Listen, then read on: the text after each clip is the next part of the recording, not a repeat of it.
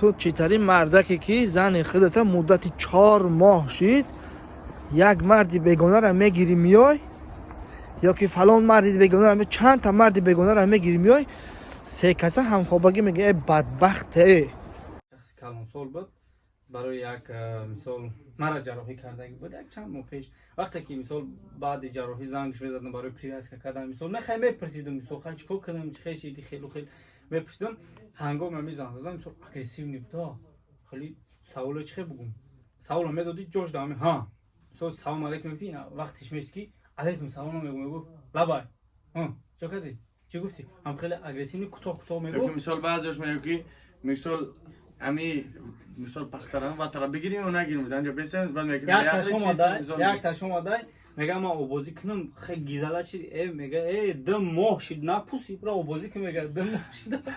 اصلا این من یک کسا پیش ما پیش گفت حجامت گرفتم، یعنی یه هفته شد اوباز نکرده بودم بو میگه راستش گفتم شگه یک هفته امجل التماس حجامت را ضرر نمیکنه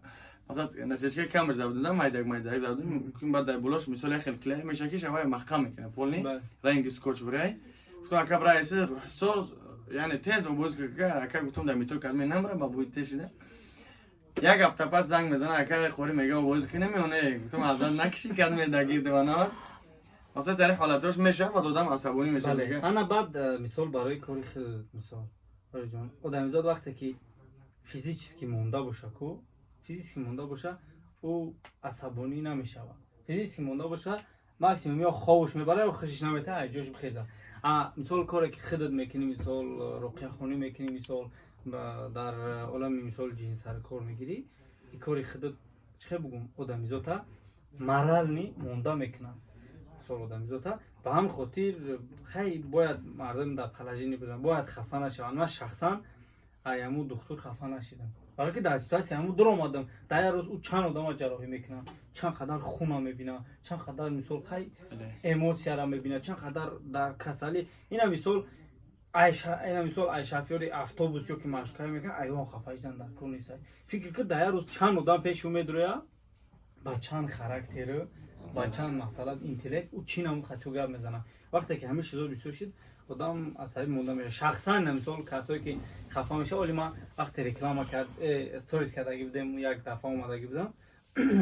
خیلی گفتم رحمت برای استقبالت برای چیزات با چند کس هست که هیچ خیلی خیلی ما رفتم خاتمه مثال سوز گپ نزدی سوسه شیبکی بعد همون چیز خیلی فهموندم رو ما شیبکی دفعه دیگری که اومدم مثلا خودت نستنی نبود خودت اوجه چه بگم مثال مرال نی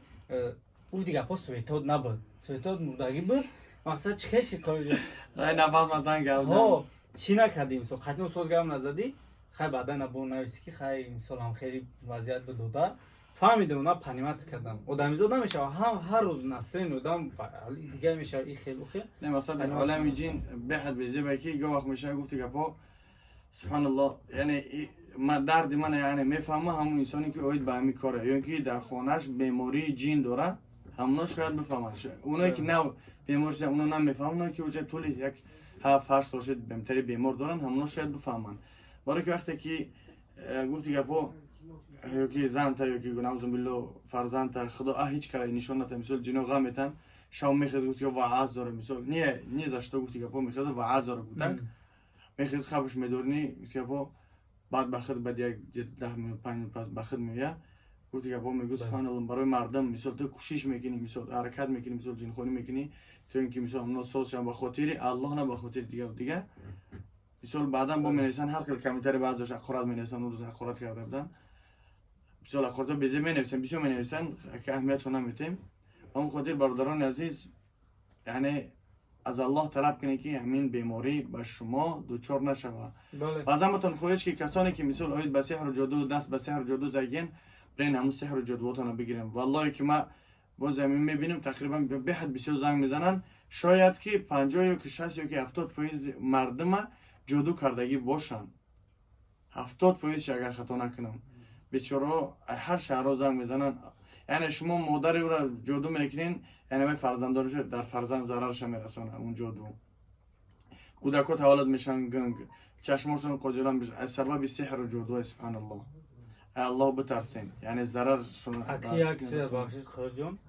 تریبیت کردم همه این بامونان دیدید چه همه شیر جدو بامونان دی همون از مردکایی که تستوسترونشون نیست اون گرمون ندارن یگون چه یگون دارو استفاده میبرن کو یک یا ورمنی میگذره و هم خیلی هم وقتی که گذشت با هم آدم میگیم اصلا نقض ندی و نیمالیت نکرد حرمتش که نکردی نتونستی خدمت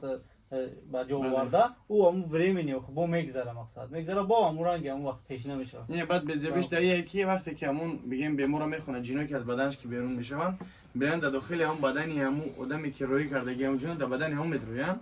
یعنی چیکار کردی هم تو انتظار بوده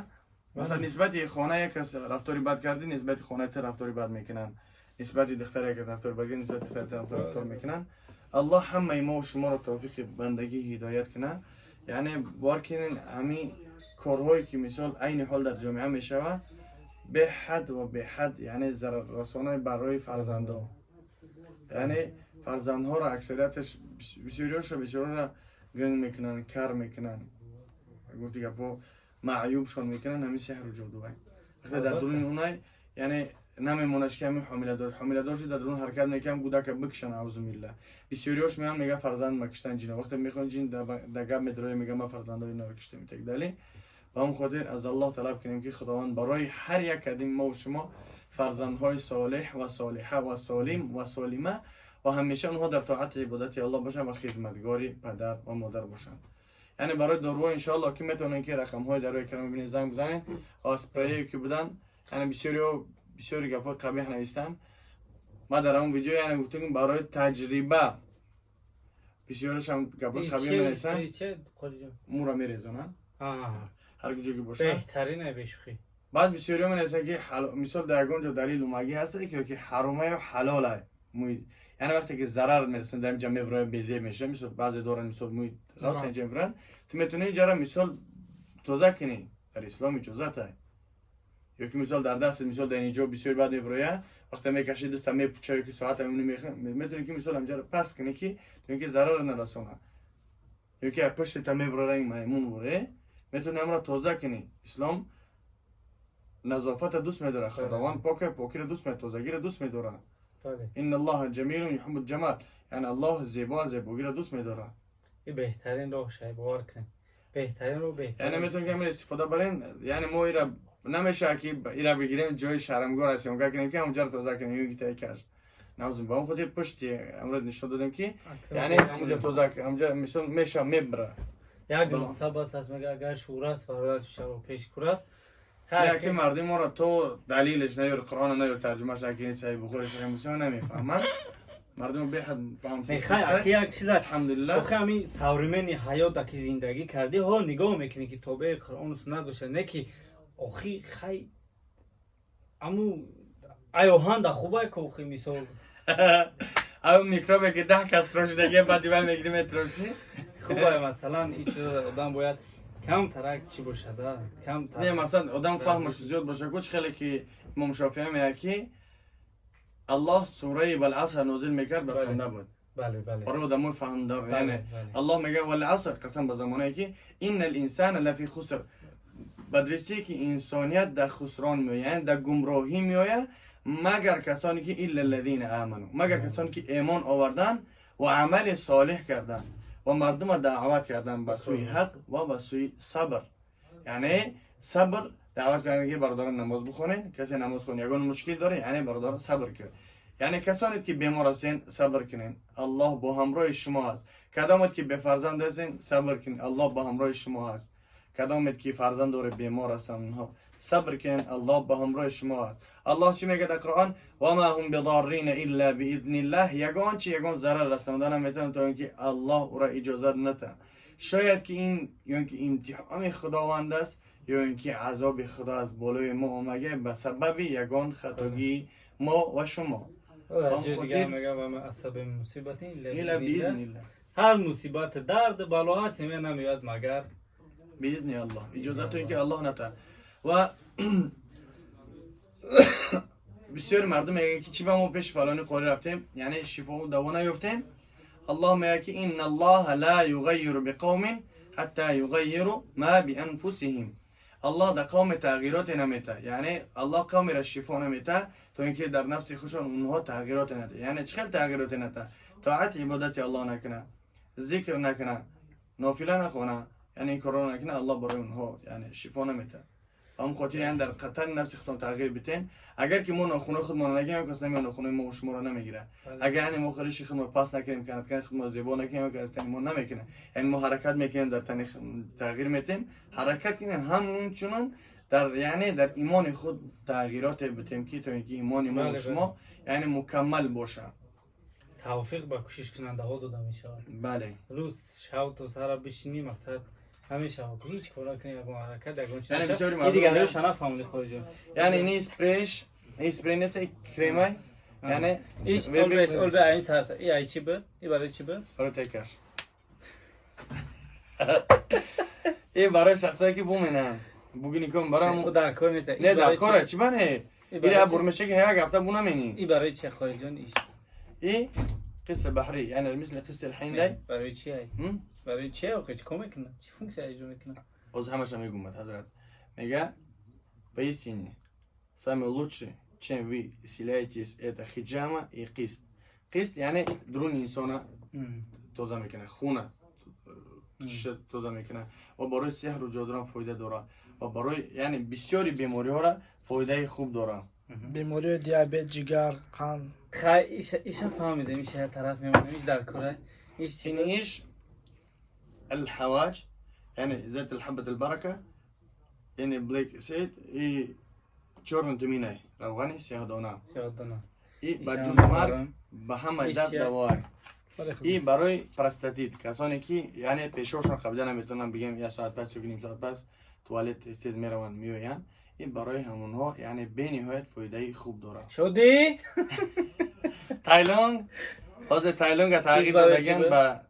ترزان از ایش فهمیدم از بودجه کسانی که سحر و جادو دارن برای اونها به نهایت فایده خوب داره، یعنی میپرتن میخوان اینا میپرتن. بعد ولی مرا پرسیدن خارجان پرسیدن گفتن چیکار خیلی نکر و کلاش فهمیدیم چی با کی با تبلیغ کرد چیکار میبره مثلا هست که حدیث رسول الله هر کس که میگه اگر هفت خرمای مدینه را خرمای تازه شبی و بخوره از هر توبه در بدن جی نمیدره اما با فکر در ترکیب هر چیز بد بکننده که همو بله خیلی که وام اگه در میفای کو میگم مثلا وامپیرو ای میشنو میترسن میرم اكو میفاینه که حقیقت بله ام خیلی بو مثلا برای چسناک حضرت رسول الله صلی الله علیه و حضرت میگه اگر که ملائکه مثلا پیش منم خود نمیکردم من هر روز چسناک میخوردم. اینش برای چه خارجان؟ این برای آدمانی که یعنی سست های پلوی ارگان یعنی مردینگیشون سست کار میکنن یعنی برای همونها فایده خوب داره. برای کسانی که مثلا که لید چی خنکی زیاد دارن دلگه گراشی او بقواتی. این برای چه خارجان؟ ایش برای کسانی که خنکی سخت داره و اوشون کمه اجیات مردینگی گودگدار شدن دونا یعنی الحمدلله بسیار دارو هستن یعنی هم دو چیز در کار بوده حضرت ان شاء الله که داده میشه. خداوند هر یک از ما و شما را نگهبان باشه و توفیق بندگی را هدایت کنه. آمین. در حق ما دعاگو باشین و دعا کنین که اون برادرانی که بیمار هستند الله اونها را شفای کامل عاجل عطا کنه و پا خواهرایی که اوید یعنی به سحر و جادو را شدگی هستند الله بترسین دنیا اندکی از شاید که فردا ما و شما نباشیم به هم خاطر یعنی از دنیا به ایمان نریم برین سحر جادو تا بگیرین و نزد پروردگار توبه و نومت کنین. خداوند نگهبانی ما و شما باشه. السلام علیکم و رحمت الله و برکاته. فی امان الله.